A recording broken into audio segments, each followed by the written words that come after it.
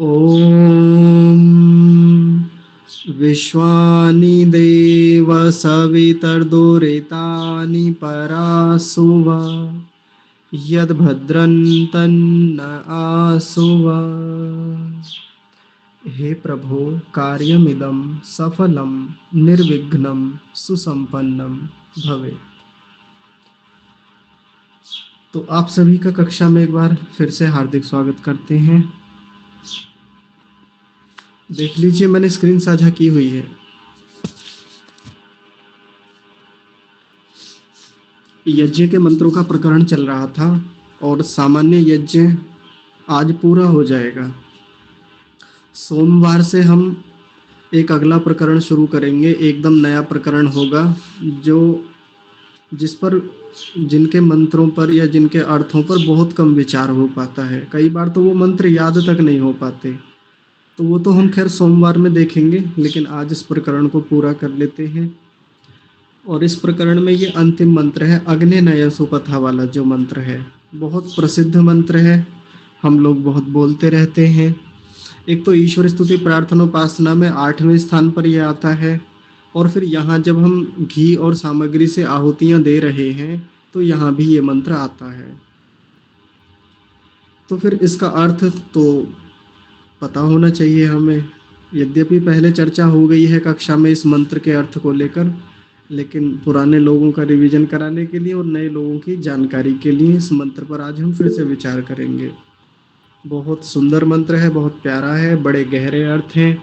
परमात्मा की स्तुति भी है, प्रार्थना भी है, और उपासना तो होती ही होती है। तो आप बड़े ध्यान से इस मंत्र को समझेंगे। जी सुमना माता जी, कुछ कह रहे हैं आप?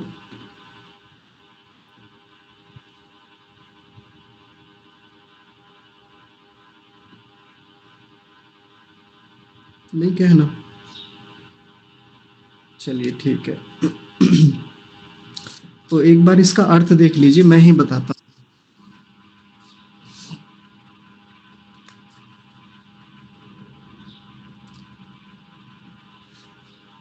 सबसे पहले परमात्मा के लिए इस मंत्र में कुछ संबोधन है।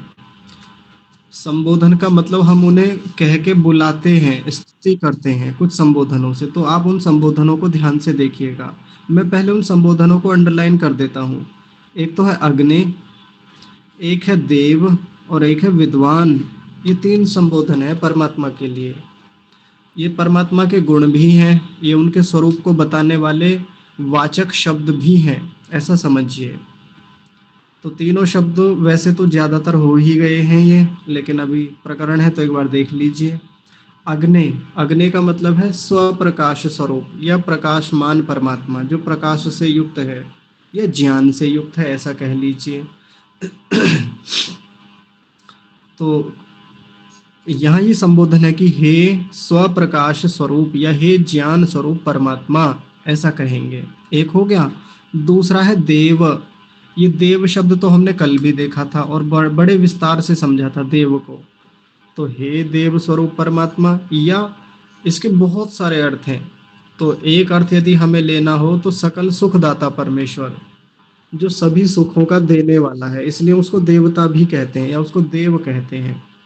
तो 2 संबोधन हो गए, एक तो अग्नि हो गया और एक देव हो गया। अब देखिए तीसरे शब्द पर चलते हैं, वो है विद्वान। ये विद्वान भी परमात्मा के लिए ही कहा गया कि हे विद्वान परमात्मा।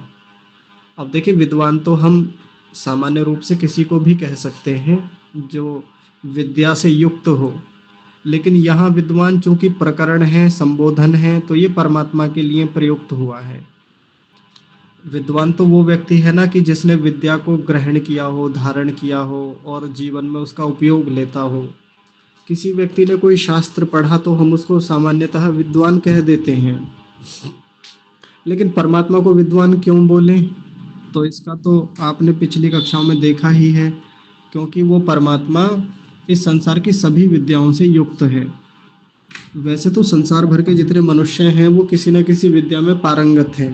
कोई एक विद्या को बड़े अच्छे से जानता है, कोई 2 विद्याओं को, कोई 3 को, कोई बहुत सारी विद्याओं को जानता है। लेकिन सब विद्याओं को कोई मनुष्य नहीं जान सकता। अकेला परमात्मा ऐसा है जो सब विद्याओं को जानने वाला है। तो हे परमात्मा, आप सब विद्याओं को जानने वाले हैं, इसलिए आप विद्वान हैं। परमात्मा सब विद्याओं को कैसे जानता है? सर्वज्ञ होने से, सब कुछ जानने वाला होने से वो विद्वान है। और आप परमात्मा की जो वाणी है, जो परमात्मा के द्वारा जो कहा हुआ ज्ञान है, वेद, आप उस वेद को उठा के देखें तो उसमें इतनी प्रकार की विद्याएं हैं, बहु प्रकार की विद्याएं। उन विद्याओं का देने वाला होने से और जानने वाला होने से परमात्मा को विद्वान भी कहते हैं। ठीक है, कोई भी चीज आप उठा लीजिए, किसी भी प्रकार की विद्या, परमात्मा उन सबको जानने वाला है। तो 3 संबोधन हो गए परमात्मा के लिए, एक तो अग्नि, एक देव और एक विद्वान। हे अग्नि स्वरूप या हे प्रकाश स्वरूप परमात्मा, हे सकल सुखों के देने वाले देव स्वरूप परमात्मा, हे सब विद्याओं को जानने वाले विद्वान परमात्मा। ये स्तुति हो गई परमात्मा की एक प्रकार से। स्तुति का मतलब जो वस्तु जैसी है उसके गुणों को वैसा वैसा बोल देना, वैसा वैसा गान करना, वैसा वैसा कहना, वाचन करना, ये स्तुति कहलाता है। स्तुति हो गई। अब आगे देखिए, जब स्तुति करते हैं तो सीधी बात है, स्तुति के पीछे कुछ ना कोई ना कोई प्रार्थना जरूर होती है। जैसा कि हम लगभग हर मंत्र में देखते ही हैं, स्तुति की तो अब सीधी सी बात है कि एक प्रार्थना भी की जाएगी, मांगा जाएगा अब कुछ परमात्मा से। तो देखिए कितनी शानदार चीज मांगेंगे अब परमात्मा से इस मंत्र में। अब तक जितना कुछ मांगा शायद वो उतना पर्याप्त नहीं था लेकिन इस मंत्र में हम परमात्मा से इतनी सारी चीजें मांगेंगे, और जो मांगने लायक हैं भी। वैसे तो बहुत कुछ पिछले मंत्रों में मांग चुके, इतनी सारी प्रार्थनाएं हम करके आए हैं, लेकिन देखिए इस मंत्र में बड़ी विशिष्ट प्रार्थनाएं परमात्मा से हैं। तो हे परमात्मा, आप क्या कीजिए, आसमान, आसमान का मतलब होता है हमको, हमें, अपने आप को, हम अपने लिए कह रहे हैं कि आप हमको नय, ये नया शब्द है, नए का मतलब होता है देना, दे दीजिए, या तो दे दीजिए या ले जाइए, उधर ले जाइए। तो आप दे दीजिए शब्द ज्यादा प्रयुक्त करेंगे, वो अच्छा लगता है। प्राप्त कराइए या दे दीजिए, ऐसा करके। तो हे प्रभु, आप आसमान माने हमको, नए माने दे दीजिए। अब देखिए क्या क्या दे दीजिए, परमात्मा से क्या मांग रहे हैं। तो सबसे पहले ये राय मांग रहे हैं हम, राय राय क्या होता है? तो राय का बस एक यदि अर्थ समझना हो तो ये होता है ऐश्वर्य, कि आप हमें ऐश्वर्य दे दीजिए। पीछे ऐश्वर्यों की बात हुई थी ना, परमात्मा से हम कितना ऐश्वर्य मांग रहे थे, भगाय एक शब्द आया था। ऐसे ही एक और शब्द आता है इसी ऐश्वर्य के लिए, वयम श्याम पतयो रयीणाम। तो रयीणाम में जो रई है, रई शब्द है, वो भी ऐश्वर्यों के लिए ही आता है। तो रयीणाम में रई शब्द ऐश्वर्यों के लिए आया, और यहाँ राई शब्द जो है वो भी ऐश्वर्यों के लिए आया। जबकि ऋषि दयानंद तो इसका और विस्तार करते हुए कहते हैं कि सभी प्रकार के जो विज्ञान, राज्य आदि ऐश्वर्य हैं, उन सब की प्राप्ति करा दीजिए।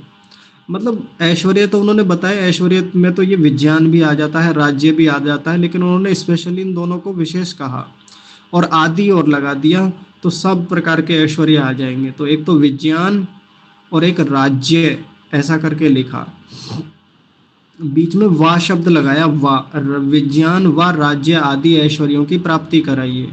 तो ये वा शब्द के 2 तात्पर्य होते हैं, आप समझिए ध्यान से। आपने कई स्थानों पर वा शब्द देखा होगा, ऋषि दयानंद वा का बड़ा प्रयोग करते हैं। तो ये वा का क्या मतलब है?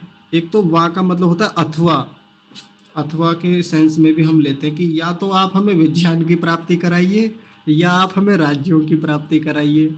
लेकिन यहाँ ये अथवा वाला सेंस नहीं लेंगे, हम कौन सा सेंस लेंगे? वा का मतलब समुच्चय अर्थ में भी होता है, जब हम वा का मतलब और से लेते हैं, और कि आप हमें विज्ञान और राज्य आदि ऐश्वर्यों की प्राप्ति कराइए, तो ये वाला अर्थ ग्रहण करेंगे। जब 2 चीजें होती हैं कि आप या तो हलवा खा लीजिए अथवा खीर खा लीजिए, 2 चीजें रखी हुई हैं सामने, हलवा खा लीजिए व खीर खा लीजिए, हलवा व खीर। जैसे किसी ने मेरे सामने इस एक पात्र ये रखा, एक पात्र ये रखा, और बीच में वा लिख दिया और कहा हलवा व खीर, बताइए क्या पसंद करेंगे, ऐसे ऑप्शन दिया। तो यहाँ वा का मतलब क्या है? और अंग्रेजी में जो और हम वर्ड यूज करते हैं, और अथवा, तो ये तो वो सेंस हो गया जब किसी को ऑप्शन दिया जा रहा हो। लेकिन इस वाह शब्द का एक अर्थ ये भी होता है, जब किसी से कहा, कोई मेहमान हमारे घर पे आया और हमने कहा कि जी देखिए एक कटोरी ये रखी, एक कटोरी ये रखी, आप हलवा व खीर खाइए। तो मतलब आप दोनों खा लीजिए, थोड़ा थोड़ा या जितना भी आप पूरा खा सकें आप खा लीजिए, कोई बात नहीं, हलवा भी खाइए और खीर भी खाइए। तो वाह का अर्थ एंड के सेंस में भी आता है, ए एंड डी, एंड मतलब दोनों को खाइए ऐसा। ठीक है जी। तो जब भी ये वाह शब्द कहीं आए ना, तो आप कंफ्यूजन में मत आइएगा कि वाह का मतलब केवल अ, अथवा के सेंस में ही होता है। तो ऋषि दयानंद क्या लिख रहे हैं, राय का अर्थ आप विज्ञान व राज्य आदि ऐश्वर्यों की प्राप्ति कराइए। अब देखिए बहुत प्रकार के ऐश्वर्य हमने पिछली कक्षाओं में देखे, उनका तो जिक्र नहीं करेंगे हम अभी, क्योंकि बहुत सारी बातें ऐश्वर्यों के संदर्भ में हो गई हैं। और ऐश्वर्य को समझाते हुए हमने एक बात समझी थी कि जो भी सुख या सुख के साधन है वो सब ऐश्वर्य कहलाते हैं। लेकिन यहाँ ऋषि दयानंद ने जो दो स्पेशल बताए वो है विज्ञान और राज्य आदि।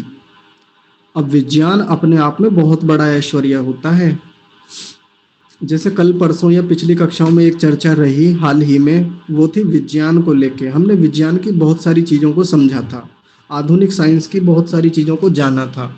आधुनिक वैज्ञानिक कितने बड़े स्तर पे जाके काम करते हैं, कितनी सूक्ष्म बुद्धि उन लोगों के पास होती है, कितना उत्तम विज्ञान उनके पास होता है, ऐसा समझ लीजिए। विज्ञान का मतलब सीधा सा एक होता है विशेष ज्ञान। भाई देखिए हमारे पास एंड्रॉइड सेट हैं, हम सबके पास, हम सब फोन लेके घूम रहे हैं। सामान्य रूप से सब लोग व्हाट्सएप चलाना जानते हैं, फेसबुक चलाना जानते हैं, सामान्य रूप से स्क्रॉलिंग ऊपर नीचे, मैसेज भेजना, इमेज भेजना, डाउनलोड करना, ये सब चीज़ें हमको आती हैं। ये सामान्य ज्ञान है, कोई बड़ी बात नहीं है ना। छोटा बच्चा भी कर लेता है और कोई बहुत बड़ा व्यक्ति, बुजुर्ग व्यक्ति, वो भी बड़ी धूमधाम से इन कामों को कर लेता है। लेकिन कोई व्यक्ति इसका स्पेशलिस्ट होता है, वो जानता है कि व्हाट्सएप में क्या क्या सेटिंग होती हैं, वो सब कुछ जानता है। उसमें प्राइवेसी में जाके वो कर लेता है कि मैं स्टेटस लगाऊंगा तो कोई एक विशिष्ट व्यक्ति जिसको वो दिखाना चाहता है बस वो देख ले मेरा स्टेटस। एक तो ये होता है ना कि कोई बुजुर्ग है, मान लीजिए बहुत सारे बुजुर्ग लोग व्हाट्सएप चलाते हैं, उनको कोई संदेश बड़ा अच्छा लगा या कोई ऐसा लगा कि बड़ा कटीला है, लोगों को जाके चुभना चाहिए, और उन्होंने स्टेटस पे डाल दिया। तो जितने उनके कांटेक्ट में लोग हैं, 150, 150, 200 जो भी हैं, उन्होंने सबने देख लिया। ये खुश हो गए कि भाई देखो मैं जिसको दिखाना चाहता था ना उसने देख लिया, लेकिन जिसको नहीं दिखाना चाहता था उसने भी देख लिया। ऐसा भी तो होता है ना। लेकिन एक व्यक्ति ऐसा एक्सपर्ट है हमारे जैसा, ऐसा मान के चलिए, गौरव जी के जैसा, सत्यम जी के जैसा, या तो खैर बहुत लोग एक्सपर्ट होते जा रहे हैं इस मामले में, तो वो स्टेटस प्रिवेसी में जाके वहाँ सेटिंग करते हैं किसी जिस विशेष व्यक्ति को वो दिखाना चाहते हैं। ये कोई हो सकता है या हो सकती हैं जिनको दिखाना चाहते हैं उनको वहाँ जाके सेलेक्ट किया और स्टेटस डाल दिया। तो डालने से हुआ क्या, उन्होंने देख लिया। जब इन्होंने जाके देखा सीन हो गया, तो अब इन्होंने क्या किया, बस फट से वो डिलीट कर दिया कि बस अब दिखाना था देख लिया, अब इसमें ऐसा क्या, डिलीट कीजिए। लेकिन कई बार बड़ा उल्टा मामला हो जाता है, वो स्टेटस की प्राइवेसी में जाके जहां वो सेलेक्ट करना चाहते हैं वो उल्टा काम हो जाता है कई बार सारे लोग सेलेक्ट हो जाते हैं और वही व्यक्ति बच जाता है। ऐसा हो जाता है, सब देख लेते हैं और जिसको देखना है वो देख नहीं पाता ऐसा भी मामला होता है तो ये कुल मिला के मैं ये बात हंसी मजाक में कह रहा हूँ, लेकिन सच में बहुत सारे लोग एक्सपर्ट होते हैं इस मामले में और वो विशेष ध्यान रखते हैं किसी भी नई आने वाली टेक्नोलॉजी का आपको शायद अंदाजा हो आर्टिफिशियल इंटेलिजेंस कितने ऊपर काम करने लगा है आजकल। बड़ी बड़ी नई चीजें आने लगी हैं जिसकी हम कल्पना भी नहीं कर सकते, जो अभी उतनी पब्लिक डोमेन में नहीं आई हैं चीजें, ऐसी ऐसी चीजें भी काम कर रही हैं। कुछ लोग बड़े एक्सपर्ट हैं, जैसे ही टेक्नोलॉजी आई तुरंत कैप्चर किया और उस पर काम करना शुरू कर देते हैं, लाभ लेते हैं उसका। और बहुत सारे जो लोग टेक्नोलॉजी को नहीं समझ पाते, उसको जानने सीखने की इच्छा नहीं रहती, तो थोड़ा पीछे रह जाते हैं, कई बार नुकसान उठा लेते हैं उसका इसलिए जो व्यक्ति इस तकनीकी को जितनी जल्दी एक्सेप्ट कर लेता है, जितनी जल्दी इसको सीखता है, जानता है, तो वो उस विषय के विज्ञान को समझता है, उसके पास विशेष ज्ञान है।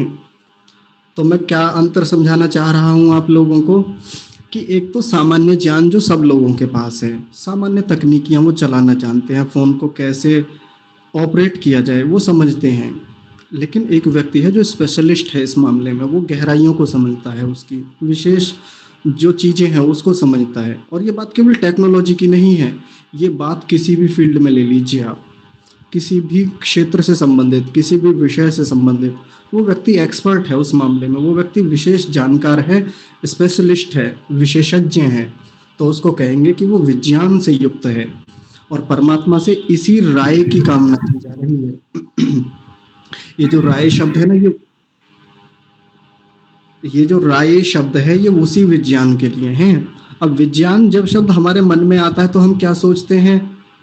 जब भी विज्ञान शब्द आता है तो वो फिजिक्स, केमिस्ट्री, बायोलॉजी ये हमारे ध्यान में आता है बस ले दे के। तो एक चित्र बनता है लेबोरेटरी का भीतर से, एक टीचर है जो पढ़ा रहा है, या एक साइंटिस्ट जैसा कोई व्यक्ति है जिसके लंबे लंबे बाल हैं और वो व्यक्ति नोबेल लेके खड़ा हुआ है। तो जब भी हम साइंस या विज्ञान शब्द सुनते हैं ना तो यही तो आता है हमारे मन में। लेकिन केवल ये विज्ञान नहीं है, विशेष ज्ञान को ही विज्ञान कहते हैं। कोई व्यक्ति कोई व्यक्ति मान लीजिए किसी शास्त्र में बड़ा पारंगत है, उसने उपनिषदों को बड़ी गहराई से पढ़ा है, उपनिषद में जितना भी ज्ञान भरा हुआ है उसको सब कंठस्थ है, सब उसके जीवन का भी हिस्सा बना हुआ है। तो हम ऐसे व्यक्ति को कहेंगे कि हाँ, इसके पास विज्ञान है, ये वैज्ञानिक है, इस विषय का विशेष ज्ञान से युक्त है ये व्यक्ति, बहुत अनुसंधान इस व्यक्ति ने किया है, बहुत पढ़ा है, बहुत मेहनत की है, ऐसा हम कह सकते हैं। तो केवल वहीं तक सीमित ना रहने दें विज्ञान को कि टेक्नोलॉजी, प्रौद्योगिकी, तकनीकी, इन शब्दों तक, ये ही विज्ञान नहीं होता। और दूसरा, ऋषि दयानंद ने इस राय को क्या बोला कि ऐश्वर्य आदि, राज्य आदि कि आप हमें राज्य आदि की भी प्राप्ति कराइए। अब राज्य क्या है जी? राज्य का मतलब तो हम जैसे राज्य शब्द हमारे मन में आता है तो देखिए वही राज्य आता है जो प्राचीन काल में राज्य होते थे। विजयनगर साम्राज्य है ना, राम राज्य, अयोध्या का एक राज्य, दक्षिण का एक राज्य, ऐसे करके ही तो आता है ना। मतलब एक भूमंडल हमें समझ में आता है कि ये एक भूभाग है, यहाँ से वहां तक का इनका राज्य है, ये उस राज्य के स्वामी है, राजा है, ऐसा ही तो समझ में आता है ना। लेकिन राज्य का मतलब आप किसी भी प्रकार की संपत्ति से ले सकते हैं और वो किसी भी स्तर पे जाके हो सकता है। कोई एक व्यक्ति है, सामान्य घर का मुखिया है, एक घर पर उसका आधिपत्य है, वो उतनी कुछ सैकड़ों गज उसके पास जमीन है, कुछ उसके पास खेती है, तो वो जो है वो उसका राज्य ही तो है, भले छोटा है, थोड़ा है, जहाँ स्वामित्व है वहीं राज्य है, ऐसा समझिए। कोई व्यक्ति किसी गांव का मुखिया हो सकता है, सरपंच हो सकता है या प्रधान हो सकता है, जहां उसके पास एक शक्ति है, जहां उसके पास कुछ पावर है, तो वो उसका क्या हो गया? राज्य हो गया। तो इस राज्य की प्राप्ति कराइए, ये भी एक प्रकार का ऐश्वर्य है। देखिए, सामान्य घर के मुखिया से लेकर गांव के मुखिया तक, कोई किसी शहर का मेयर है, कोई किसी लोकसभा क्षेत्र का मान लीजिए सांसद है, या कोई विधानसभा क्षेत्र का विधायक है, ये उसका राज्य है। आज के सेंस में ऐसे लेके चल सकते हैं। भाई पहले तो राजा का एक क्षत्र राज्य होता था कि वहां से वहां तक उसका राज्य है। आजकल तो यदि हम आधुनिक प्रजातंत्र की दृष्टि से देखें तो हमें कैसे समझेंगे राज्य को कि भाई देखिए, यहाँ से वहां तक का जो ये लोकसभा क्षेत्र दिखता है ना, ये गांव जिसमें आते हैं, ये तहसीलें जिसमें आती हैं, ये सब मेरे अंडर में आता है। और मैं कौन हूँ? मैं सांसद हूँ इस क्षेत्र का। तो ये मेरा क्या हो गया? ये राज्य ही तो हो गया मेरा। एक विधायक है, जैसे हमारे चाचा विधायक हैं ना, वही वाले, तो उनके भीतर कुछ ऐसा स्थान विशेष आता है कि ये क्षेत्र जो है, ये जो तहसील है या ये जो आसपास के क्षेत्र हैं इसके, ये मेरी विधायकी में आते हैं, तो ये मेरा क्या हो गया? ये राज्य हो गया। और सच में राज्य है, ये ऐश्वर्य है उस व्यक्ति का। ये चाहिए हमें, ये हम कामना कर रहे हैं परमात्मा से कि ऐसे राज्यों की प्राप्ति कराइए। थोड़ा और ऊपर जाके देख लेते हैं, कोई मुख्यमंत्री है, या मुख्यमंत्री से पहले बहुत प्रकार के और मंत्री होते हैं, तो वो भी ले लीजिए, या उससे और कोई नौकरशाही के अफसर हो सकते हैं, कोई IAS IPS ऑफिसर हो सकता है कि जी मेरा क्षेत्र जो है इस जिले में यहाँ से यहाँ तक है, मेरी पावर यहाँ से यहाँ तक चलती है, मैं यहाँ से यहाँ तक काम करता हूँ, ये मेरा राज्य है। क्योंकि उसके पास एक विशेष कानूनी शक्तियां हैं वहां से वहां तक काम करने की। और हमारा जो संविधान है उसमें राज्य शब्द ऐसे ही डिफाइन किया जाता है। राज्य किसको कहते हैं? जिसके पास कुछ कानूनी शक्तियां जिसको प्राप्त हैं, वो अपने आप में राज्य है। राज्य तो हम भूभाग को लेके चलते हैं, लेकिन संविधान में राज्य, एक आईएएस ऑफिसर को भी राज्य बोला जाता है। एक पूरा का पूरा जो तंत्र है, जो मंत्रिमंडल से संबंधित है, उसको राज्य बोला जाता है। देखिए, मंत्रिमंडल को राज्य कहा जाता है। अपने आप में पीएमओ जो है ना, वो अपने आप में एक राज्य है। हाँ, सच में ऐसा है। एक आईपीएस ऑफिसर और उसके साथ संबंधित कर्मचारी जिनके हाथ में पावर है, वो अपने आप में राज्य हैं। तो इसकी प्राप्ति कराइए। यदि हम आज के संवैधानिक दृष्टिकोण से देखना चाहें ना, उसी परिभाषा को ले राज्य की, बिल्कुल ले लीजिए। यदि किसी के पास कोई शक्तियां हैं, किसी के पास किसी भी प्रकार की पॉलिटिकल पावर है, या किसी के पास और भी किसी भी प्रकार की पावर है, वो सब राज्य के अंतर्गत है। किसी मंत्री के, क्षमा कीजिए, किसी कोई मुख्यमंत्री है, उसके जो भी राज्य है, अब तो वहां तो राज्य ही शब्द बोला जाता है। देखिए, राज्य शब्द स्पेशल उसको बोला गया। तो वो राज्य की प्राप्ति कराइए, उस ऐश्वर्य की प्राप्ति कराइए। पूरा का पूरा देश अपने आप में एक राज्य ही होता है, जो बहुत सारे छोटे छोटे राज्यों से मिलकर बना होता है, उसकी प्राप्ति कराइए। कुल मिला के अधिक से अधिक विज्ञान और राज्यों की प्राप्ति के लिए यहाँ परमात्मा से कामना कर रहे हैं। नए माने प्राप्ति कराइए। नए, ये नया शब्द है ना, नए माने प्राप्ति कराइए। किसकी? राय की, विज्ञान और राज्य आदि ऐश्वर्यों की।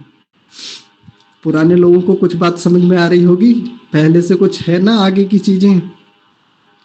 पहले भी ये बातें हुई थी, लेकिन अब थोड़े से अलग स्तर पे जाके बातें हो रही हैं। अब थोड़ा सा और आगे की बातें हो रही हैं। देखिए, चिंतन तो बढ़ता ही है ना। आज से 5 महीने पहले का मेरा जो चिंतन था, आप लोगों का जो चिंतन था, सोचने की जो प्रक्रिया थी, बढ़ी है, बिल्कुल बढ़ी है। क्योंकि घिसा है बुद्धि को, क्योंकि पिछले दिनों खूब मथा है बुद्धि को और काम किया है उस पर, तो इसलिए चिंतन बढ़ता ही है। ये केवल मैं अपनी बात नहीं बता रहा, ऐसा नहीं कि मैंने कुछ महान काम किया। सबके लिए, सबके ऊपर ये बात लागू होती है, सबके साथ ऐसा ही होता है। तो देखिए, एक चीज मांग ली हमने परमात्मा से, राय मांग लिया। अब देखिए दूसरी चीज क्या मांगेंगे? सुपथा, अच्छे पथों की प्राप्ति कराइए।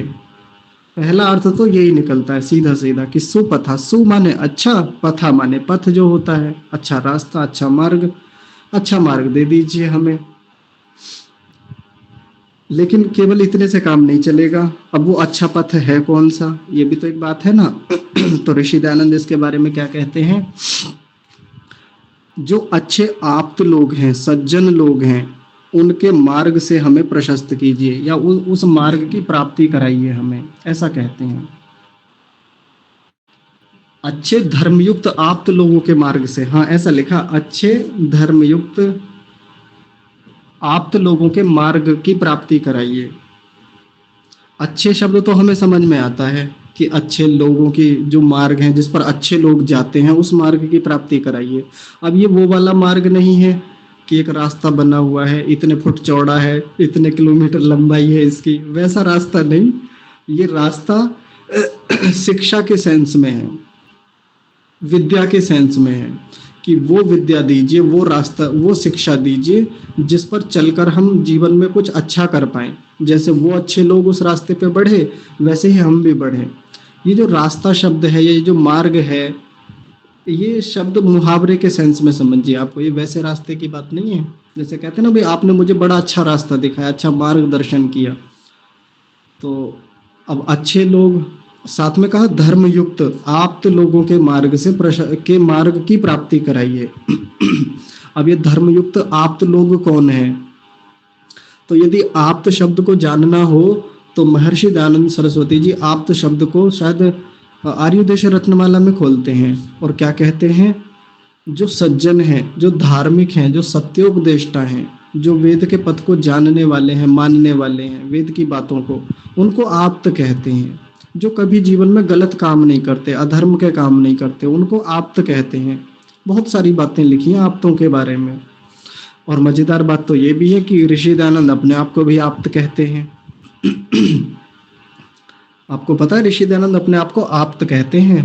अब किसी को लगेगा बड़े अहंकारी हैं भाई, अपने आप को भी आप्त कह दिया। चलिए कोई दूसरा कहता कि आप्त हैं तो मान भी लेते, अब अपने आप को ही आप्त सिद्ध कर रहे हैं। लेकिन देखिए, जब आप एक टीचर हैं तो क्या अपने आप को टीचर नहीं कहते?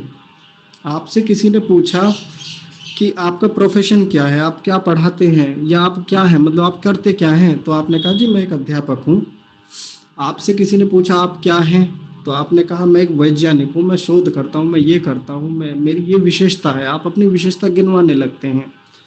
तो क्या आप अहंकारी माने जाते हैं? क्या आप घमंडी माने जाते हैं?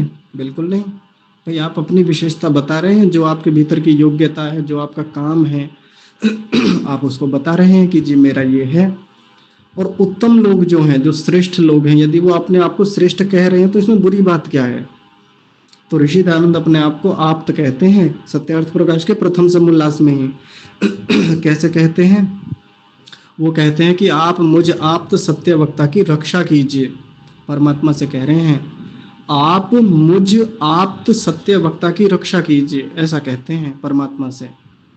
अपने आप को आप्त कहा उन्होंने, क्योंकि उन्हें विश्वास है कि मैं हूं आप्त, मैं नहीं करता गलत काम कभी भी, मेरे जीवन में कोई वेद के विरुद्ध आचरण है ही नहीं। देखिए, इतना कॉन्फिडेंस नहीं है किसी में जो कह दे, इतनी योग्यता नहीं बन पाती किसी की जो अपने आप को आप्त कहने का साहस रखे। वो हैं तो वो कह रहे हैं अपने आप को। तो आप्त व्यक्ति किसे कहते हैं? जो केवल धर्म के अनुकूल आचरण करता है, जो कभी जीवन में पाप कर्म नहीं करता, मिथ्या आचरण जिसके व्यवहार में नहीं दिखता, उसको आप्त कहा जाता है। और एक आप्त शब्द विशेष रूप से ऋषि दयानंद किसके लिए कहते हैं? श्री कृष्ण जी महाराज के लिए 11वें समोल्लास में। और वो क्या कहते हैं कि श्री कृष्ण का इतिहास महाभारत में अत्युत्तम है, ऐसा लिखते हैं। उनका जो चरित्र है वो आप्त पुरुषों के सदृश है, ऐसा लिखा। बिल्कुल ये शब्द हैं जैसा मैंने बोले कि श्री कृष्ण का जो चरित्र है वो आप्त पुरुषों के सदृश है, यानी आप्त लोगों के जैसा है, जैसे आप्त लोग होते हैं। साधारण नहीं है श्री कृष्ण जी महाराज, वो हमेशा उत्तम कर्म करने वाले हैं। ये तो भागवतकार ने उन पर मिथ्या आरोप लगाए कि वो रास लीला करते थे, माखन चुराते थे, जबकि श्री कृष्ण जी ऐसे नहीं हैं। तो देखिए, जो मार्ग श्री कृष्ण जी का था, जो श्री राम जी का था, जो हनुमान जी का था, जो लक्ष्मण जी का था, या जो बहुत सारे महाशयों का रहा, उस मार्ग की प्राप्ति कराइए हमें। ये जो सुपथा है ना, ये वही पथ हमें दे दीजिए जो ऋषियों का पथ था, जिस पर वो लोग चले। और वो किस पथ पे चले? तो बस एक ही शब्द में यदि हमें उत्तर चाहिए तो वो है वेद का पथ, जो वेद हमें आज्ञाएं देता है। वेद में दो प्रकार की आज्ञाएं होती हैं, वेद में दो प्रकार की बातें चलती हैं, एक तो विधि और एक निषेध। विधि का मतलब क्या होता है? ऐसा ऐसा करिए, ऐसा ऐसा आपको करना चाहिए। और निषेध का मतलब क्या होता है? ऐसा मत करिए बिल्कुल भी। जैसे कोई माता पिता अपने बच्चे को समझाते हैं, उसको शिक्षा देते हैं, तो कैसे बोलते हैं? बेटा इधर आओ, बेटा ये खा लो, बेटा सही बोलो, ठीक से बोलो, बेटा सही बोलो, सच बोलो, ऐसा करके समझाते हैं ना हम। ये तो हो गई विधि, कि हम उसको समझा रहे हैं कि ऐसा करो, ऐसा करो, ऐसा करो, ये विधि हो गई। एक होता है निषेध, आज्ञाएं देना, उधर मत जाओ, झूठ मत बोलो, क्रोध मत करो, गाली मत दो, उसको ऐसा मत मारो, उधर उसको मत फेंको, ये निषेध आज्ञाएं हो गई। तो वेद में भी ऐसी ढेर सारी आज्ञाएं हैं, बहुत सारी। वेद कहता है कि ऐसा करो, आप यज्ञ करो, आप सत्य बोलो, ऐसी कितनी आज्ञाएं मिल जाएंगी उसमें, बड़ी प्यारी प्यारी, बड़ी अच्छी अच्छी, सुंदर सुंदर आज्ञाएं हैं। और कितने स्थानों पर ऐसी भी आज्ञाएं हैं, ऐसा मत करो, ऐसा मत करो, ये मत करो, उधर मत जाओ, उस मार्ग पे मत जाओ, ऐसी प्रकार की आज्ञाएं हैं। तो ये जो मार्ग है, वेद द्वारा जो दिखाया हुआ मार्ग है, आप हमें इसकी प्राप्ति कराइए। तो दूसरी प्रार्थना हो गई हमारी परमात्मा से कि आप हमें सुपथा, अच्छे पथों की प्राप्ति कराइए। एक तो राय की प्राप्ति हो गई और एक सुपथा की प्राप्ति हो गई। आगे देखिए आगे क्या है। बस एक चीज और बची इस पंक्ति में, विश्वानी वयुनानी। जैसे पिछले मंत्र में एक शब्द आया था विश्वानी दुरितानी। विश्वानी माने संपूर्ण, दुरितानी माने दुर्गुण, दुर्व्यसन, दुख। और यहाँ क्या आएगा? विश्वानी माने संपूर्ण और वयुनानी माने, वयुनानी का मतलब है प्रज्ञान और उत्तम कर्म। स्पेशली यहाँ उत्तम कर्मों के लिए ऋषि दयानंद ने कहा प्रज्ञान तो कहा ही, और साथ में कहा उत्तम कर्म, उत्तम कर्मों की प्राप्ति कराइए। ये वयुनानी शब्द जो है आप इसका मतलब लेके चलेंगे, उत्तम कर्मों की प्राप्ति कराइए। और साथ में प्रज्ञान भी कहा, प्रज्ञान, प्रज्ञान का मतलब है प्रकृष्ट ज्ञान, प्र लग रहा है ना इसमें, प्र और ज्ञान। तो ये प्रकृष्ट ज्ञान कैसा होता है? तो प्रकृष्ट ज्ञान वो है जो श्रेष्ठ ज्ञान है, उत्तम ज्ञान है। एक तो था कि इंफॉर्मेशन खूब इकट्ठी की हमने, खूब सारी नॉलेज ली, खूब सारे शास्त्र पढ़े, बहुत पुस्तकें पढ़ी, आधुनिक पुस्तकें भी पढ़ी और प्राचीन पुस्तकें भी खूब पढ़ी, इंटरनेट से भी खूब नॉलेज उठा ली, लेकिन उसमें से सही ज्ञान धेले भर का नहीं मिला हमें जो हमारे जीवन को बदल सके। ये भी तो होता है ना, पढ़े तो खूब लेकिन आचरण में वो चीजें आई नहीं, ये भी तो एक बात होती है ना। ये पढ़े तो खूब पूरा दिन भर, पल्ले कुछ पढ़ा नहीं, ठहरा कुछ नहीं हमारे मन में आके, ये भी तो एक बात होती है ना। तो प्रज्ञान का मतलब प्रकृष्ट ज्ञान, जब ज्ञान मिले तो वो अच्छे स्तर का मिले। हाँ, सम्यक ज्ञान भी वैसा ही ले लीजिए, अच्छा ज्ञान। सम्यक में ना डिग्री, सम्यक और प्रकृष्ट में डिग्री का अंतर होता है। सम्यक माने अच्छा, ठीक है, जो अच्छा है यानी गुड है, और जब हम प्रकृष्ट कहते हैं तो ये ऊपर की डिग्री है, यानी जैसे मैं आपको 3 शब्दों से समझाता हूँ। 3 शब्द हैं डिग्री को समझने के लिए। एक होती है पॉजिटिव डिग्री, एक होती है कंपैरेटिव डिग्री, और एक होती है सुपरलेटिव डिग्री। देखिए मैं थोड़ा सा आपको स्तर बता देता हूँ तो यहाँ से बात क्लियर हो जाएगी। ये पहला स्तर है, ये दूसरा स्तर है डिग्री का, और ये तीसरा स्तर है डिग्री का। ये वाली पॉजिटिव डिग्री, ये वाली कंपैरेटिव डिग्री, और ये वाली सुपरलेटिव डिग्री। तो जब हम किसी चीज की तारीफ करते हैं तो सबसे पहला शब्द क्या बोलते हैं? सामान्य रूप से जब कोई हल्की चीज है लेकिन अच्छी है तो हम गुड कह देते हैं उसके लिए। थोड़ी कोई और अच्छी चीज मिली तो हम उसके लिए क्या बोलते हैं? बेटर शब्द बोलते हैं अंग्रेजी में, BETTER। भाई स्पेलिंग देख लेना क्योंकि मैं ऐसा ही हूँ अंग्रेजी में। और यदि कोई इससे और भी ऊपर की चीज मिल जाए बहुत बेहतरीन स्तर की तो उसको हम क्या बोलते हैं? बेस्ट है जी, एकदम बेस्ट। तो ये 3 प्रकार की डिग्रियां होती हैं। ये नीचे वाली पॉजिटिव होती है जो हाँ सामान्य है, ज़्यादा ऊंचा स्तर नहीं है उसका। एक जो है कि सामान्य से और अच्छी है वो चीज़ तो हम उसको बेटर बोल देते हैं। लेकिन एक जो बहुत ऊंचे स्तर की चीज़ है हम उसको क्या बोलते हैं? बेस्ट बोलते हैं, कि इससे अच्छा और कुछ है ही नहीं, यही चाहिए। तो वैसा ही मामला ज्ञान को लेके भी है। तो जो सम्यक ज्ञान वाली बात है ना, सम्यक, हाँ अच्छा ज्ञान है, ठीक है, तो वो या तो यहाँ गुड में ले लीजिए या बेटर में ले लीजिए। लेकिन जब प्रकृष्ट ज्ञान की बात है तो वो बेस्ट है, जो हमको सबसे ऊपर के स्तर का ज्ञान चाहिए, जिसमें लेश मात्र भी मिथ्या चीजें नहीं है, जिसमें झूठ नहीं है, शुद्ध ज्ञान चाहिए। वो वाला आ जाएगा इसमें सबसे ऊपर वाली डिग्री में, सुपरलेटिव डिग्री में। तो मैं पिछली कक्षाओं में जो डिग्रियों की बात करता हूँ ना, हाँ डिग्री का मामला है जी। एक बार और कोई चर्चा आई थी कि मुझे ध्यान नहीं क्या चर्चा थी, तो मैंने कहा था इसमें और उसमें डिग्री का मामला है बस। डिग्री तो हम बहुत जगह अप्लाई करते हैं ना, ऐसे वो वाली डिग्री मत लेना, डिग्री सेंटीग्रेड या डिग्री वो वाली जो कॉलेज में डिग्री मिलती है वो नहीं है ये। या वो डिग्री एंगल में भी यूज होता है कि 40 डिग्री का angle, 60 degree angle, 90 degree angle, degree कई जगह यूज होती हैं। डिग्री ये भी है एक। डिग्री का मतलब यहाँ स्तर से है, किसी चीज के अच्छी और बेहतर क्वालिटी से है, ऐसा समझिए। तो ज्ञान किस स्तर का चाहिए? ज्ञान की क्वालिटी क्या होनी चाहिए? प्रकृष्ट ज्ञान चाहिए। तो परमात्मा से जो ये हम प्रार्थना कर रहे हैं यहाँ पर, वयुनानी प्रज्ञान की प्राप्ति कराइए। ज्ञान तो दीजिए, विज्ञान तो दीजिए, लेकिन विज्ञान में भी प्रकृष्ट ज्ञान दीजिए। ऐसा नहीं कि मेरे हाथ वो शास्त्र लग जाएं जिनको पढ़ के तो लगे कि हाँ मैंने इतना पढ़ लिया। जैसे आपको यूट्यूब पर खूब लोग मिल जाएंगे, गर्व से कहो हम हिंदू हैं, वो वाले। तो वो क्या है? बहुत नॉलेज लेके बैठे हुए हैं, बहुत कुछ पढ़ के आए हैं, बहुत सारे शास्त्र उनकी जो घर में उन्होंने वो लाइब्रेरी बना रखी है, बहुत सारे शास्त्र रखे हैं, पढ़ते भी बहुत हैं। लेकिन ऐसी पुस्तकें उठा लाए हैं जो झूठी पुस्तकें हैं, जिनमें मिथ्या ज़्यादा चीज़ें हैं, जिनमें पौराणिकता से युक्त ही चीज़ें अधिक हैं, काल्पनिक चीज़ें अधिक हैं, बस वो पढ़ते रहते हैं दिन रात। तो होता क्या है, ऐसे में अशुद्ध ज्ञान भरा हुआ है। लेकिन हमें चाहिए शुद्ध ज्ञान। हमको वो शुद्ध ज्ञान प्राप्त करने के लिए हमको जो गलत चीजें हैं वो भी पढ़नी पड़ेंगी, ताकि गलत का गलत तो पता चले। हमको वो शास्त्र भी पढ़ने पड़ेंगे जिनमें अशुद्ध ज्ञान है, जिनमें मिथ्या ज्ञान है, ताकि पता तो चले कि उनके भीतर वास्तव में मिथ्या ज्ञान है क्या। कोई व्यक्ति बाजार जाता है, अब उसको एक पुस्तक दिखाई देती है कि भाई एक तो रामायण है जो महर्षि वाल्मीकि जी की लिखी हुई है और शुद्ध रामायण है। एक वही महर्षि वाल्मीकि जी के नाम से वो एक बड़ा प्रसिद्ध संस्थान है, वो छापता है, मुझे ध्यान नहीं कौन ज्यादा छापता है, वो धार्मिक साहित्यों को अभी ध्यान नहीं आ रहा, तो वो भी छापता है।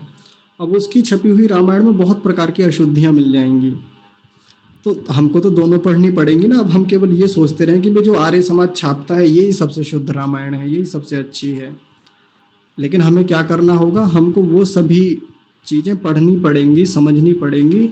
जो शुद्ध और अशुद्ध दोनों है वो तो बाद में निर्णय करके देखना होगा ना कि शुद्ध क्या है अशुद्ध क्या है। तो यहाँ जो प्रकृष्ट ज्ञान की बात है, वयुनानी की बात है, वयुनानी शब्द जो है बहुवचन में है, कि वो सब ज्ञानों की प्राप्ति कराइए जो प्रकृष्ट हैं, जो उत्तम से उत्तम है। और साथ में क्या मांगा यहाँ पर, उत्तम कर्मों की प्राप्ति कराइए। वयुनानी में उत्तम कर्म उत्तम कर्मों की भी बात है। कर्म बहुत प्रकार के हम करते हैं, कहने को कह देते हैं कि भाई मैं तो अच्छा ही कर्म करता हूँ, जबकि कई बार हमें पता नहीं होता कि इसके जिसको हम उत्तम समझ रहे हैं अपनी दृष्टि में, हो सकता है वो अशुद्ध कर्म हो। तो जो शास्त्रोक्त कर्म है, जो धर्म से युक्त कर्म है, जो विद्वानों के द्वारा बनाए हुए मानकों से युक्त कर्म है, वैसे कर्म करना, तो वैसे उत्तम कर्मों की हमें प्राप्ति कराइए। तो इसको तो मैं ज्यादा नहीं बताऊंगा, बातें तो इस पर चलती ही रहती हैं। तो प्रज्ञान और उत्तम कर्मों की प्राप्ति कराइए। 3 चीजें मांगी हमने परमात्मा से इसमें, कि हे अग्नि स्वरूप परमात्मा, हे देव स्वरूप परमात्मा, और हे सब विद्याओं के जानने वाले विद्वान परमात्मा, आप हमें नए नए माने दे दीजिए। क्या दे दीजिए, राय। राय माने सब प्रकार के विज्ञान और राज्य आदि ऐश्वर्यों को दे दीजिए। सुपथा, अच्छे पथों की प्राप्ति कराइए, यानी विद्वान या आप्त लोगों के पथों की प्राप्ति कराइए। और साथ में क्या प्राप्त कराइए, विश्वानी वयुनानी, जो भी संपूर्ण प्रज्ञान और उत्तम कर्म है उनकी प्राप्ति कराइए। तो पहली पंक्ति का अर्थ हो गया है। दूसरी पंक्ति पर चलते हैं। देखिए, ये पहला शब्द ही बड़ा कठिन शब्द है, बड़ा जटिल शब्द है, इसको बड़े ध्यान से समझेंगे। पहले तो इसका उच्चारण देखिए, युयोभ्यस्मज्जुहुराणमेनो।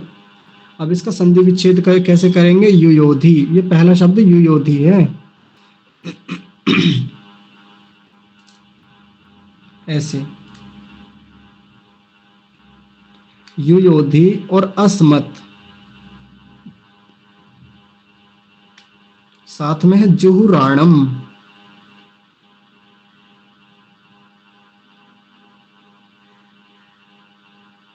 और अंत में एक शब्द इसी में जुड़ा हुआ है एनह, या एनो जो लिखा हुआ है ना, वो देखिए एनो, मेनो लिखा हुआ है ना, मेनो मेनो नहीं है, वो एनो है, तो एनो को एनह लिखा। युयोधि अस्मत् जुहुराणम एनह। मैं कितने सारे लोगों से मिला, हमारे यहाँ भी एक आचार्य हैं और भी बहुत सारे विद्वान हैं आर्य समाज के, मतलब सामान्य लोगों की बात कर रहा हूँ, जो प्रतिदिन इन मंत्रों को बोलते हैं, प्रतिदिन यज्ञ करते हैं। उनसे संधि विच्छेद नहीं होता, कई बार इन शब्दों का अर्थ ही नहीं पता, क्योंकि विचार नहीं करते। खैर, सब तो व्याकरण नहीं जानते, लेकिन कोई बात नहीं, उतने बड़े व्याकरण की आवश्यकता है भी नहीं। सामान्य रूप से यदि हम ऋषि दयानंद का भाष्य भी पढ़ लेते एक बार संस्कार विधि में या वेद में देख लेते, तो इतने आसान शब्द हैं, ये ज्यादा कठिन नहीं है। जबकि ये इतना भारी भरकम शब्द देख के बड़ा डर लगता था इसको पहले, लेकिन व्याकरण के बिना भी देखिए हमने इनके संधि विच्छेद कर लिए, जैसा ऋषियों ने लिख के दे दिए हमें, उतने से काफी समझा जा सकता है। ठीक ठीक तो व्याकरण से ही समझेंगे, लेकिन इतने से भी हम काम चला सकते हैं। देखिए, युयोधि अस्मत् जुहुराणम और एनह। तो सबसे पहला शब्द देखिए, युयोधि जो है, युयोधि, युयोधि का मतलब होता है दूर कर दीजिए। जैसे परासुव शब्द था ना, तो वैसा ही इसका भी अर्थ है दूर कर दीजिए, हटा दीजिए, अलग कर दीजिए, पृथक कर दीजिए, उस सेंस में है।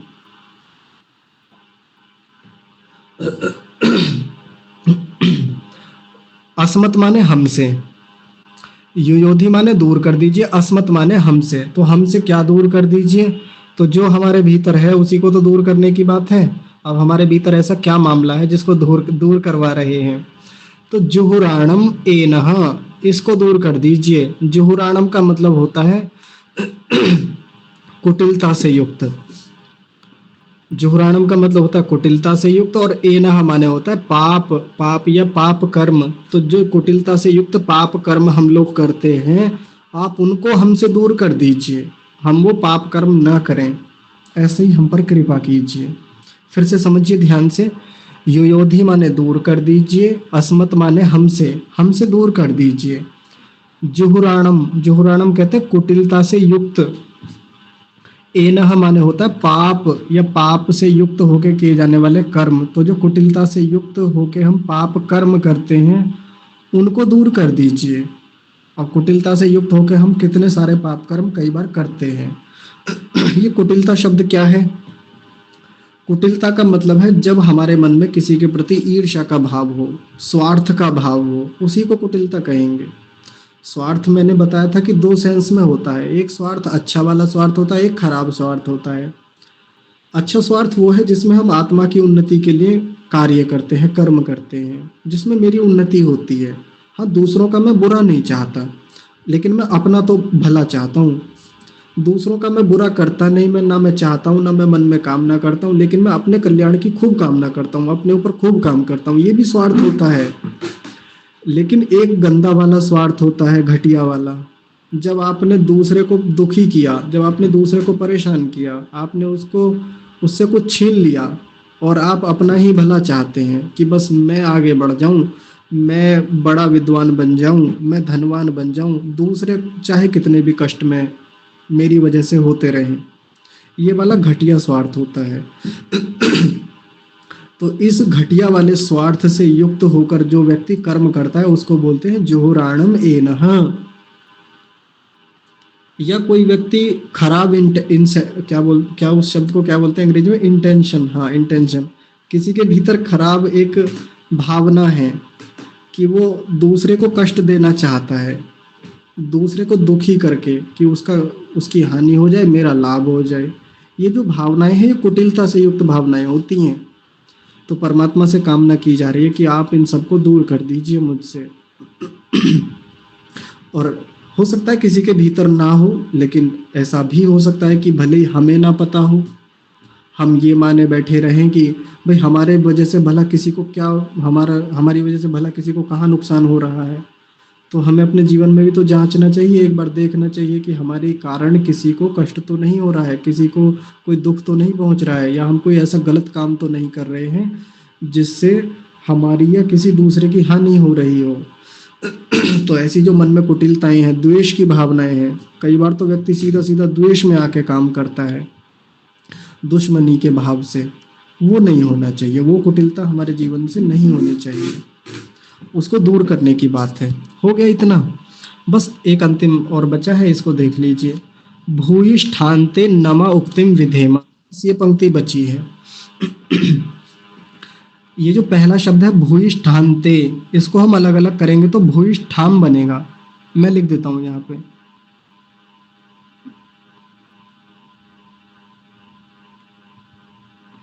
भूयिष्ठाम जमते। और ये आगे के शब्द तो आसान है, नम उक्तिम और विधेमा। तो देखिए, भूयिष्ठाम का मतलब होता है बहुत प्रकार से, अधिक से अधिक, अच्छी प्रकार से, कुछ भी ले लीजिए। तो भूयिष्ठाम का मतलब क्या हो गया? अच्छी प्रकार से।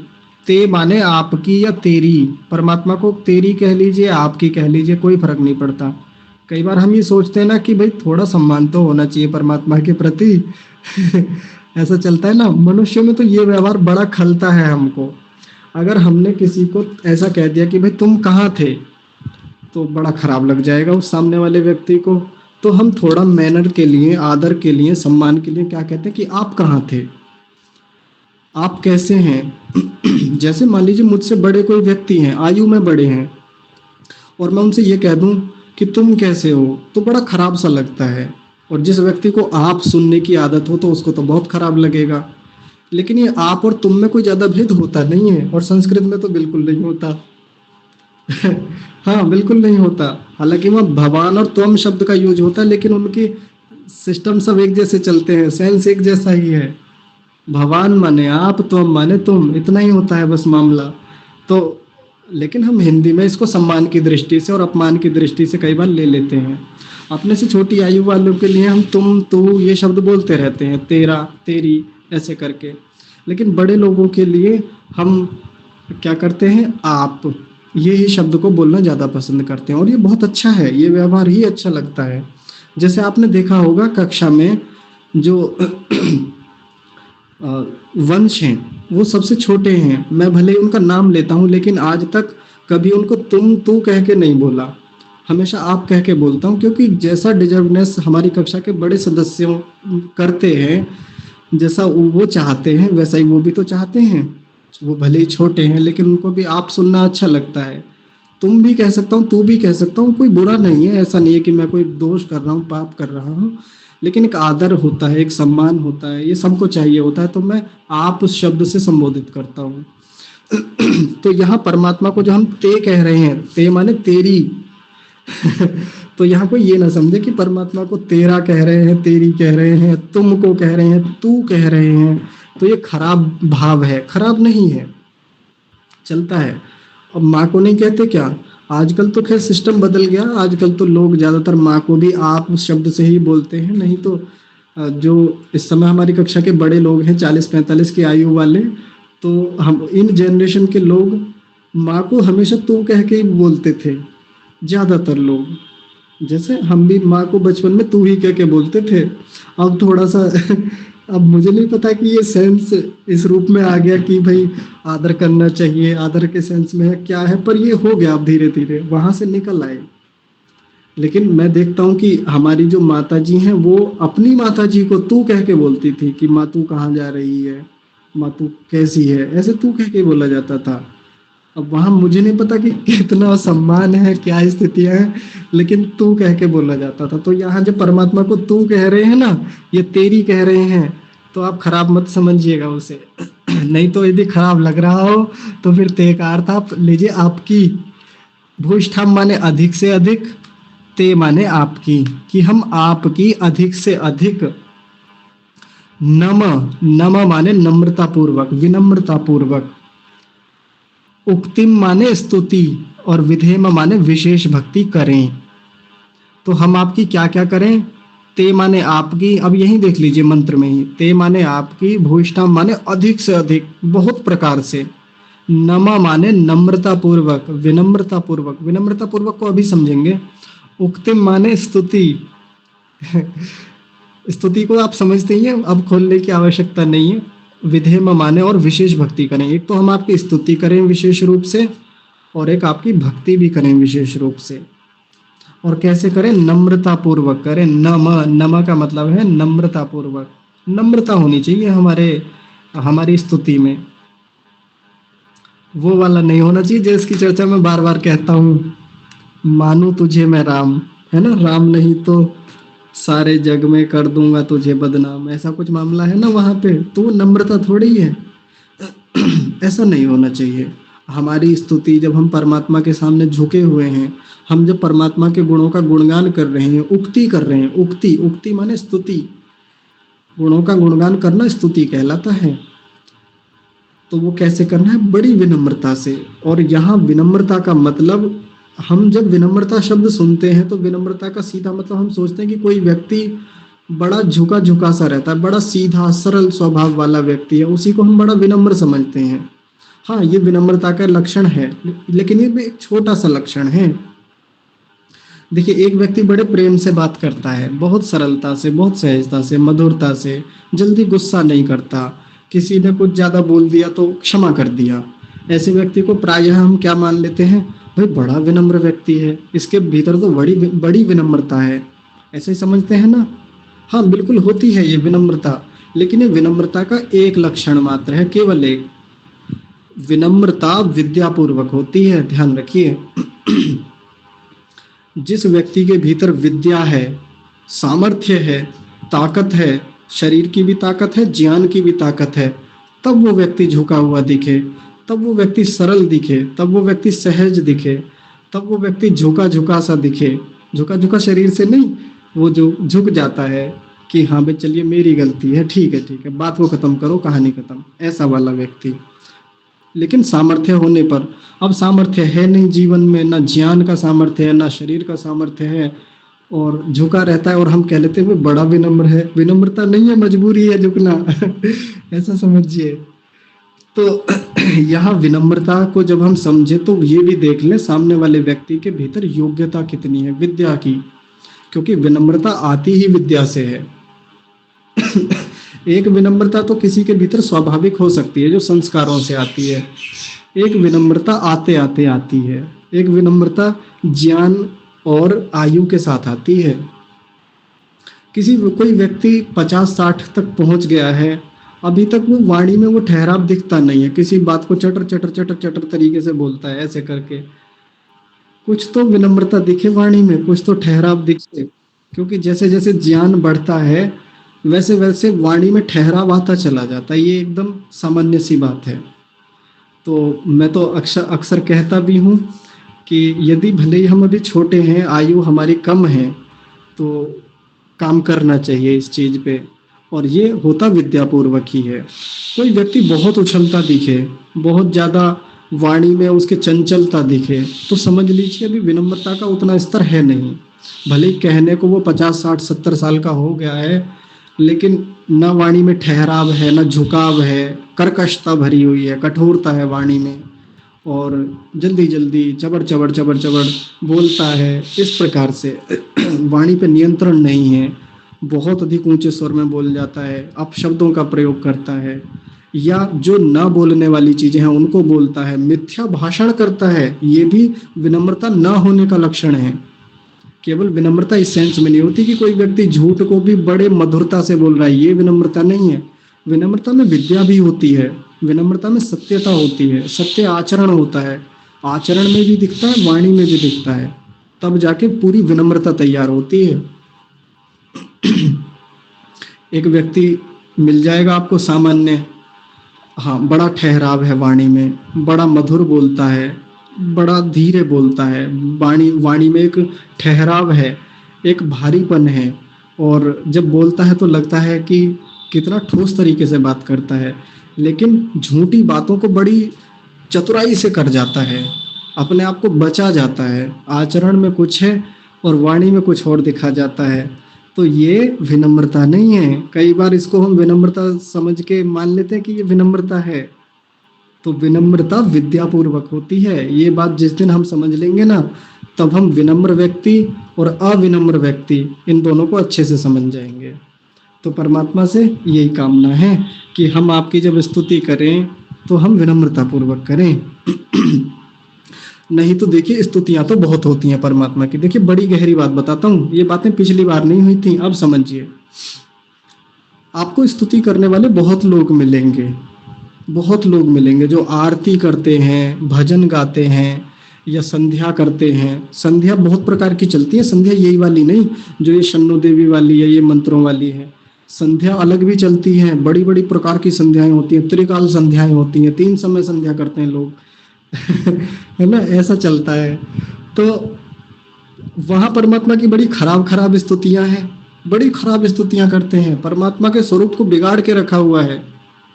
जैसे मैं आपको एक उदाहरण देता हूँ, आपने एक भजन सुना होगा लखविंदर सिंह लखा जी की आवाज में, और वो क्या कहते हैं उसमें, माँ वेदों ने जो तेरी महिमा कही है, सही है सही है सही है, ऐसे करके एक भजन है ना, आप सब लोगों ने शायद सुना होगा।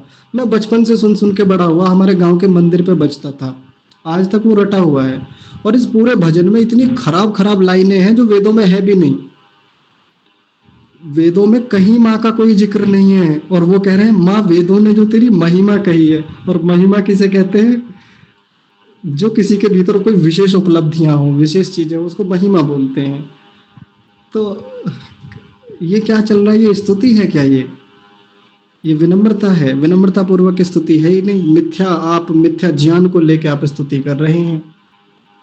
मुझे ध्यान नहीं, इसी भजन में एक पंक्ति और आती है, बड़ी खराब पंक्ति है वो। याद आएगी तो खैर बताऊंगा मैं, जब आएगी तो। नहीं तो ऐसे कितने भजन मिल जाएंगे, कितने भजन जो हमारे घरों में भी बजते हैं, जो हिंदुओं के घरों में बजते हैं, कितनी आरतियां ऐसी मिल जाएंगी। हाँ, भगवान का क्या से क्या बना दिया, समझ में नहीं आता। तो स्तुति जब करें परमात्मा की विद्या पूर्वक, और विद्या का मतलब फिर वही है जो सत्य ज्ञान से युक्त हो, जो वेद के सिद्धांतों पर आधारित हो, वैसी स्तुति हो फिर हमारी। परमात्मा को कुछ का कुछ ना बना दें, अपने हिसाब से, अपनी मेंटलिटी के हिसाब से, अपने माइंडसेट के हिसाब से परमात्मा की स्तुति ना करें। विनम्रता पूर्वक जब कहा, यहाँ नम्रता पूर्वक कहा, तो झुकाव भी होना चाहिए, वो अच्छी बात है। वाणी में ठहराव हो, वो एक अच्छी बात है। मृदुता कोमलता हो, वो अच्छी बात है। लेकिन सत्यता से स्तुति करनी है, स्तुति में होती ही सत्यता है। अगर आप स्तुति कर रहे हैं, कहने को आप स्तुति कर रहे हैं कि देखिए मैं परमात्मा के गुणों का गान कर रहा हूँ, और उसके स्थान पे कुछ और बात कह रहे हैं, उसको स्तुति नहीं कहते, उसको निंदा कहते हैं। तो ये जो लखविंदर गाते हैं कि माँ वेदों ने जो तेरी महिमा कही है सही है, और देखो ये भी कह रहे हैं सही है सही है सही है, और इस बात को 3 बार दोहराते हैं एक पंक्ति में, और पूरे भजन में तो पता नहीं कितनी बार बोल जाते हैं। तो ये स्तुति नहीं है माता जी की, ये तो निंदा है उनकी।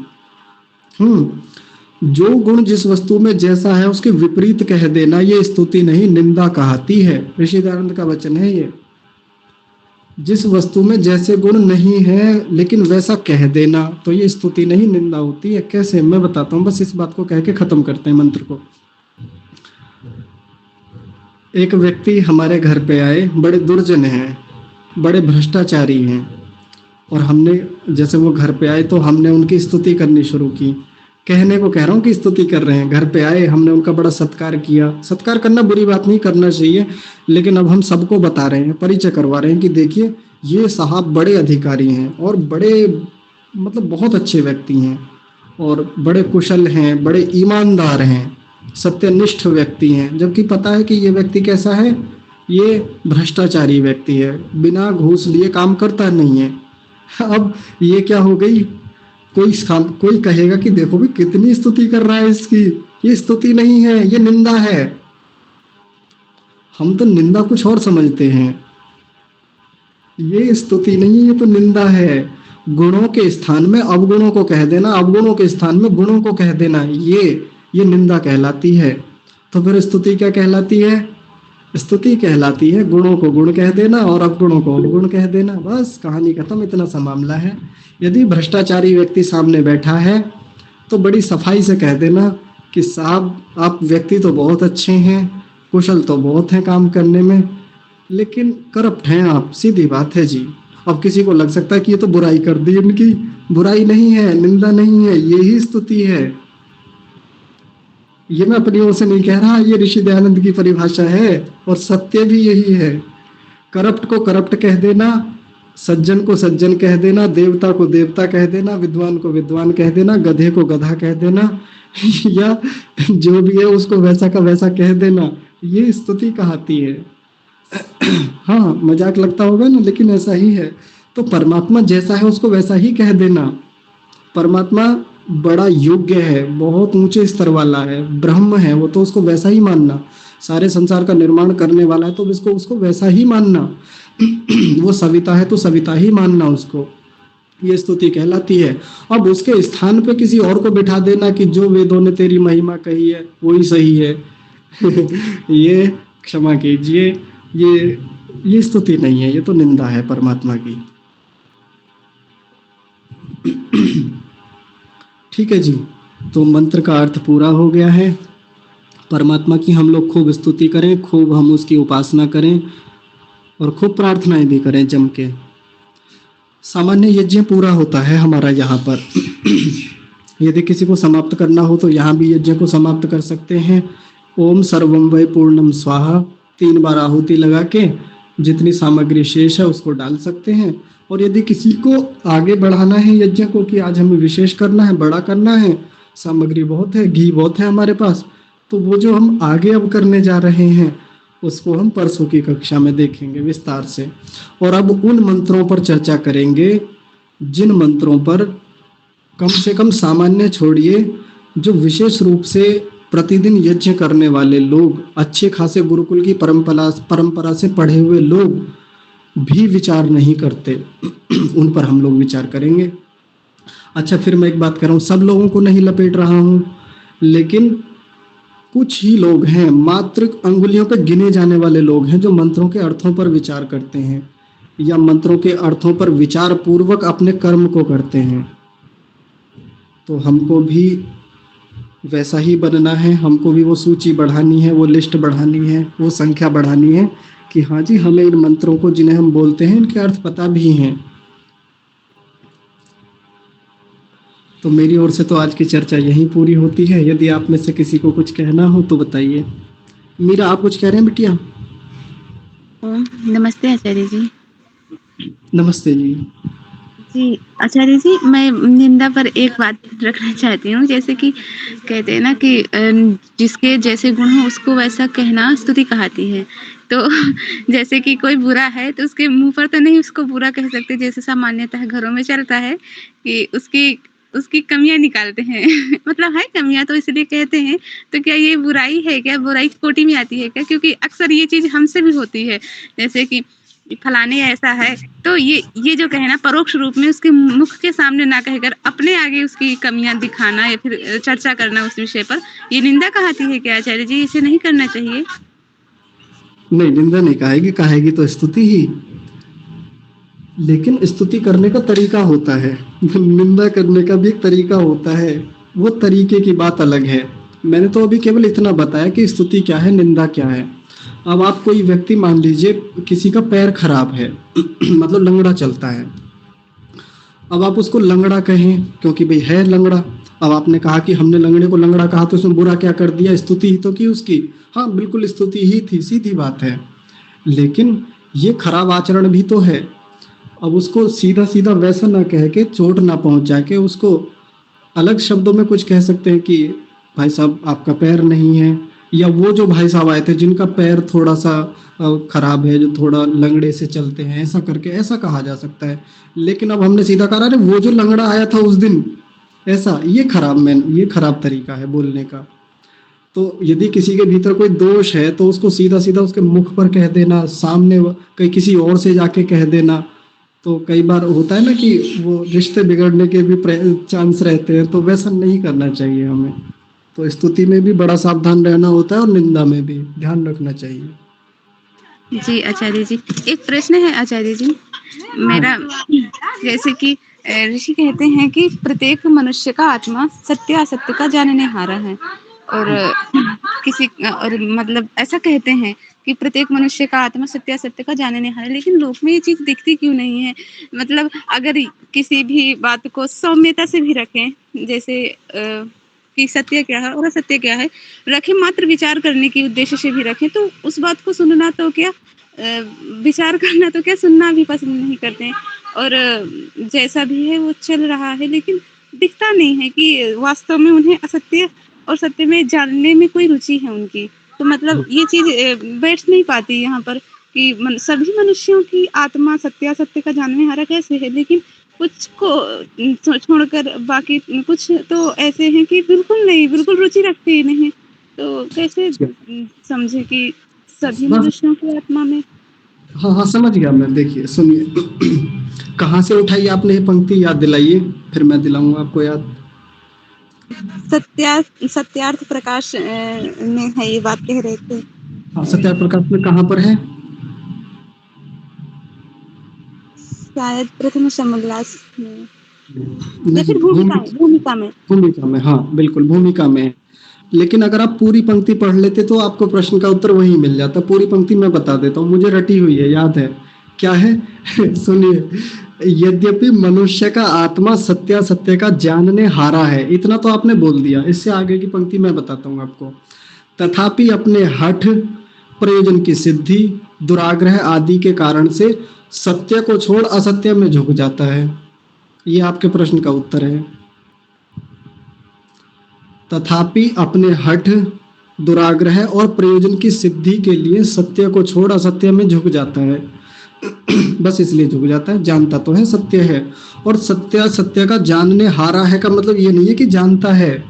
जब आचार्य जी सत्यार्थ प्रकाश की भूमिका पढ़ा रहे थे तो उन्होंने एक बात समझाई थी कि यद्यपि मनुष्य का आत्मा सत्य का जानने हारा है, इसका मतलब ये नहीं कि जानता है सत्य को, तो फिर जानने को बचा ही क्या इस संसार में।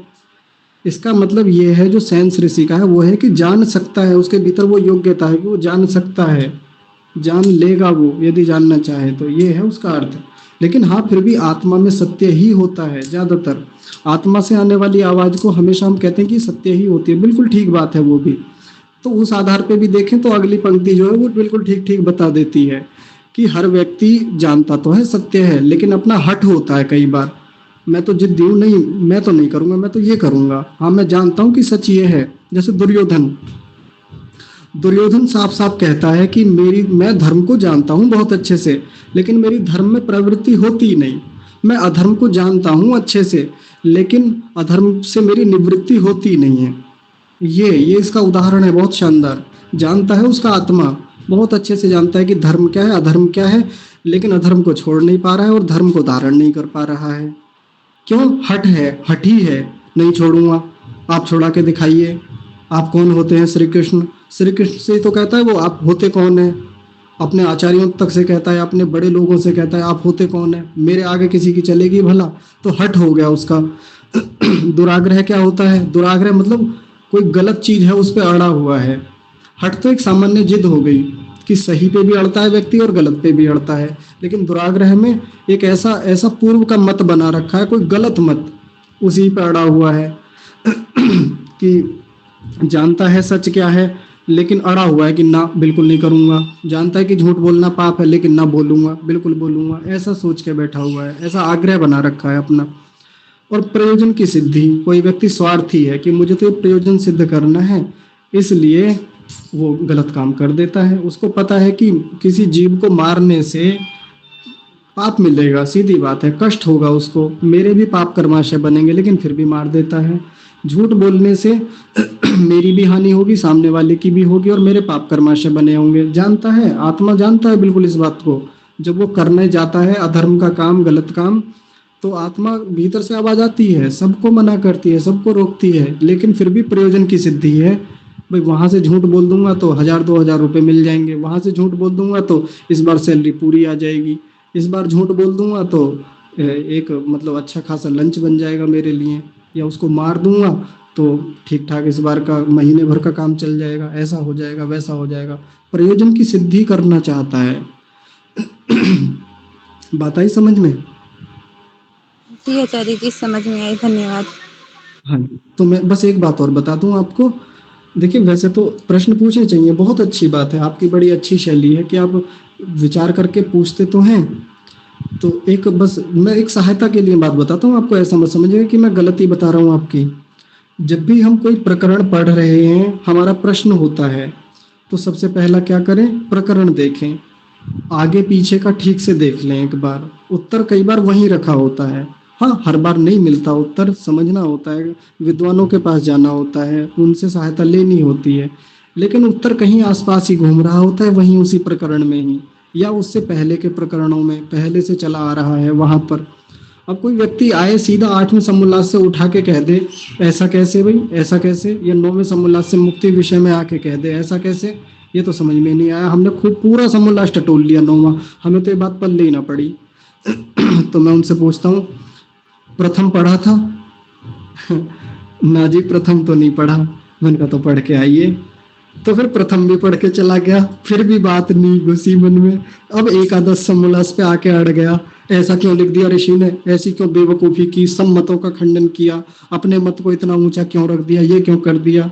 अब मैंने पूछा प्रथम समोल्लास पढ़ा था, तो एकदम से खड़ा हो गया, हाँ जी पढ़ा था, मतलब अपना दिखाने के लिए कि हाँ पढ़ा था। मैंने कहा भूमिका पढ़ी थी? तो अब क्या कहता है, ना जी भूमिका तो नहीं पढ़ी। मैंने कहा ऋषि का मत पढ़िए जाके, ऋषि कहना क्या चाहते हैं, क्यों लिखा सत्यार्थ प्रकाश। 11वां समोल्लास लिखने से पहले भी 10 समोल्लास लिखे, पहले उन्हें पढ़ना होता है। और मैं तो कहता हूँ प्रथम समोल्लास पढ़ने से भी पहले भूमिका पढ़नी होती है। और केवल बात सत्यार्थ प्रकाश की नहीं है, हर ग्रंथ की बात है। जो भी किसी भी शास्त्र की भूमिका होती है, पहले वो पढ़नी चाहिए, लेखक कहना क्या चाहता है, तात्पर्य क्या है, आकांक्षा क्या है, आसक्ति क्या है उसकी लिखने की, वो सब समझनी चाहिए, तब उस लेखक का अभिप्राय समझ में आता है। तो ये देख लेना चाहिए आगे पीछे ऊपर नीचे करके। जी सौरभ जी, आप कुछ कह रहे हैं? सादा नमस्ते आचार्य। नमस्ते जी। आचार्य जी, अभी ये गले की दिक्कत अभी तक ठीक नहीं हुई। किसकी, मेरी? आपकी। हाँ, मेरी। हाँ आपकी ही पूछिए। ना मेरी ठीक है, बस अभी हुई है 1-2 दिन से ही। अभी थोड़ा जुकाम हुआ, धूल वूल का काम ज्यादा था तो इसलिए। नहीं आचार्य जी, मैं ये चीजें ना 2-4 दिन से मैं कवर कर रहा हूँ, देख रहा हूँ, तो समझ में आ रही है, क्योंकि आपकी सेहत को लेकर के मैं थोड़ा सा चिंतित हूँ कि गला में या कोई दिक्कत है या कोई क्या परेशानी है। नहीं, ऐसी कोई चिंता वाली बात नहीं है। बस मामला यही है कि एक तो गर्मी बहुत है, जल तत्व की कमी हो ही जाती है। दूसरा, थोड़ा जुकाम भी है, खांसी भी हल्की सी हो गई है, और धूल का काम रहा इसके कारण से हुआ, नहीं तो गला तो ठीक है। और फिर मैं एक बात कह देता हूँ सौरभ जी, आप चिंता करते हैं, बड़ी अच्छी बात है। मतलब आप सच में ध्यान रखते हैं, जो भी लोग रखते हैं कक्षा के, मैं उनका धन्यवाद ही करता हूँ हमेशा। लेकिन एक बात मैंने एक दिन कक्षा में कही थी, गला मेरा खराब है ये सबको पता चलता है क्योंकि माइक मेरा ऑन रहता है, और यहाँ कक्षा में बोलने की जिम्मेदारी सबसे ज्यादा मेरी है। लेकिन पिछले दिनों जब आप लोगों का नंबर आया, कई लोगों का, तो मैंने आपके गले भी वो छोड़िए, नाम लेना ठीक नहीं है। एक सदस्य ऐसे भी हैं कक्षा के, हर दूसरे शब्द पे ये हो रहा है। तो ये समस्याएं तो सबके साथ हैं। कब हैं? जब आप बहुत अधिक बोल रहे हैं, क्योंकि उनका प्रोफेशन थोड़ा पढ़ाई की ओर है, तो इसलिए अब पढ़ाने वालों के साथ तो ये होता ही है। जब आप दिन में कई कई घंटे बोलेंगे, गर्मी पड़ ही रही है, अब सुबह भी पसीना बहाना है खेत में, शाम को भी बहाने जाना है, तो शरीर का सोडियम भी निकल रहा है, क्लोरीन भी निकल रहा है, और जल तत्व तो बहुत बाहर हो ही रहा है, उसकी आपूर्ति किसी तरीके से करनी है, करते भी हैं। तो ये तो होता ही है, सामान्य बात है। लेकिन फिर भी लेकिन आचार्य जी, मैं बस बोल रहा था ना, जब प्रोफेशन के साथ साथ अपनी सेहत का भी तो ध्यान रखना चाहिए, क्योंकि काम तो हर किसी को करना है। हम हो, आप हो, कोई भी व्यक्ति हो, काम तो हर व्यक्ति को करना है। लेकिन अभी जब हमारी सेहत ही नहीं रहेगी या हम ठीक नहीं रहेंगे तो हम काम कैसे करेंगे। सौरभ जी, वो सलाह वाला मामला आ जाता है, फिर देख लेना। 1 घंटा सफिशिएंट है क्लास। बहुत ज्यादा बोलते हो तो ये प्रॉब्लम होनी शुरू हो जाती है आपको। हाँ जी, हाँ जी, मैं ध्यान रखूंगा माता जी। ठीक है सौरभ जी, बुरा मत आचार्य जी, मानना, मजाक कर रहा था। मैं बताऊंगा आपको कुछ चीजें, मैं दे दूंगा आपको पर्सनल चीजें, पर्सनल व्हाट्सएप में बता दूंगा। हाँ जी, हाँ आपकी जी, ठीक है। सेहत को थोड़ी अच्छी, स्वास्थ्य को अच्छा ही करे। जी जी जी, बिल्कुल ध्यान रखेंगे। ठीक है, तो आज की कक्षा को विराम देते हैं। आप सब लोग कक्षा में जुड़े, बहुत सारा धन्यवाद सभी का। परमात्मा की इन मंत्रों से खूब स्तुति करें, प्रार्थना करें, उपासना करें, और विशेष रूप से धन्यवाद परमात्मा का करते हैं जिनकी कृपा से ये उत्तम प्रज्ञान हमें प्राप्त होता है, विज्ञान और राज्य आदि ऐश्वर्यों की प्राप्ति हो। ऐसी कामनाओं के साथ आज की कक्षा को विराम देते हैं। आप सभी को सादर प्रणाम। हम सभी आनंद में रहें, प्रसन्न चित्त रहें, उत्साहित रहें और आगे बढ़ते रहें।